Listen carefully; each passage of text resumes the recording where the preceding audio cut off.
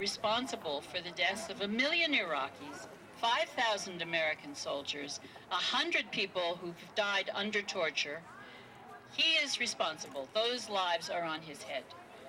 And aside from the oil and the profits for Halliburton, the main reason for going to war is so that the president would have war. None of these policies would be legal if we weren't at war. But we're not at war, so none of these policies are legal.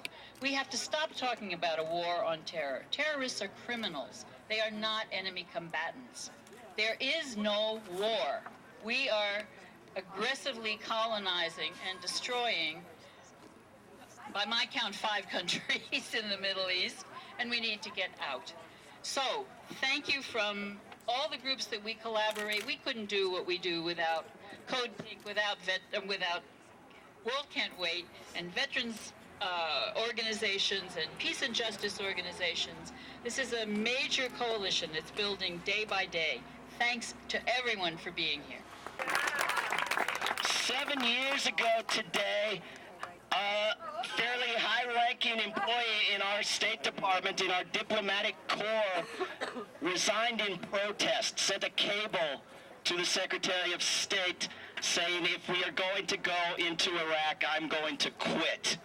This is someone who had spent decades in the Army, had retired as a colonel, had gone and helped reopen the embassy in 2001 in Afghanistan, who had received awards for heroism from our State Department, who understood our government inside and out and knew what was happening, and quit that day in protest, made big news out of it, and has been a leader in the movement for peace and justice every minute of every day since that day 7 years ago this afternoon. Please welcome Ann Wright. Thank you, David.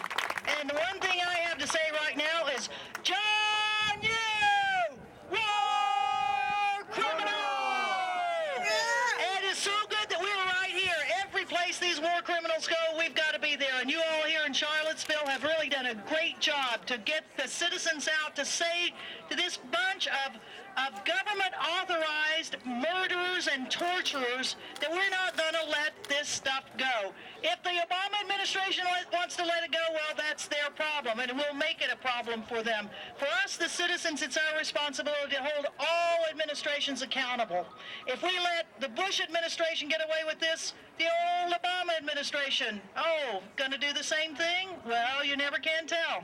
I, as a government employee for virtually all my adult life, know that it is the citizens' action that holds our government's actions accountable. We are the ones. We are the ones that are the conscience of our country, because somehow when people get elected to public office, they somehow forget their conscience. They forget what their real responsibilities are. So it is a great, great pleasure to be here. 7 years ago, I resigned in opposition to that war in Iraq. We've been working hard to stop the war. We have a new administration in that says, that war's just fine. We'll just continue the Bush administration policies on it. We'll just continue their timelines. We haven't gotten any help from the Obama administration on that. And Afghanistan, well, here we go, more war, the largest defense budget in the history of the world. So I suspect we're going to be, 4 years from now, we'll be out here with some other people that will be saying they too have committed crimes in the name of our country. We really got to clean up our electoral system and get some people in there that have a good conscience and won't let this power go to their heads. So it's perfect that we are here today. It is so important we're here today. I am thrilled that we are standing here to say to John Yoo one more time, John Yoo! War criminal! Thank you. All right. Ann Wright, thank you. I want to bring up here the executive director of one of the organizations that's been leading the pushback against the stripping away of our rights and liberties and the rule of law, the Bill of Rights Defense Council, the executive director who's been a leader for peace and justice, not to mention entertainment, for years in a number of organizations, Shahid Buttar. For change at some point in the last, say, 5 years. Right. Who here gave time for change? Who here voted for change? Are you happy with change? No. Do you see any change? No. All right, so a lot of us here look for change and we don't see it. But a lot of people, even who didn't look for change, have a stake in this fight. This is not just about issues that divide our country between left and right. This is about right versus wrong. This is about whether or not we live in a democracy with human rights, or whether we live in a vestige of what was last repudiated in Nazi Germany, whether we live in a totalitarian state with infinite powers to oppress people at will.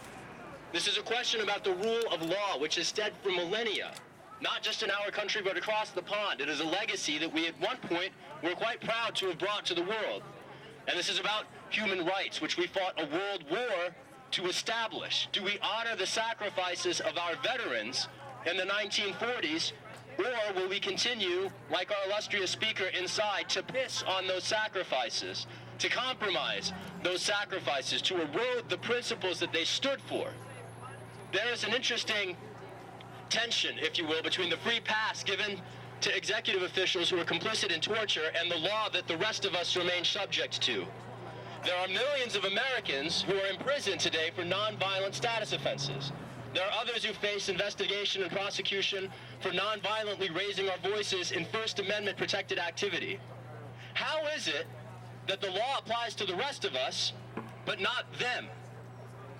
How is it that we actually have two separate systems of law in a country that was once quite proud of the 14th Amendment?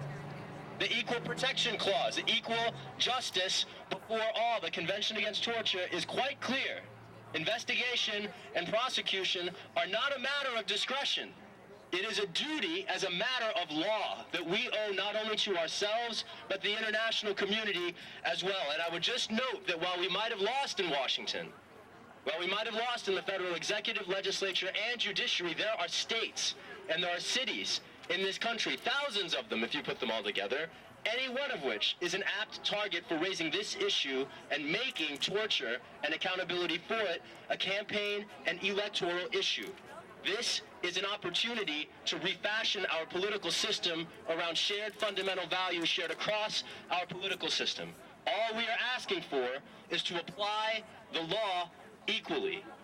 Jail John Yoo, impeach Jay Bybee. Apply the law equally. Jail John Yoo and Jail Bybee. Apply the law equally. Jail John Yoo, impeach Jay Bybee. Apply the law equally. Jail John Yoo and jail Dick Cheney while you're at it. Thanks for being here. Thanks, Shahid. Quick announcement, if somebody lost a fancy electronic phone thing, I don't know what to call it, but you'll know if you lost one, come up to the tent. Last speaker, before I say a couple of words myself about what we're going to do next, needs almost no introduction with any of you, has been the leading voice in this peace movement for years, has been working for peace and justice with me and many, many of you for years and years now, who went in the summer of '05 and camped out at a criminal president's ranch demanding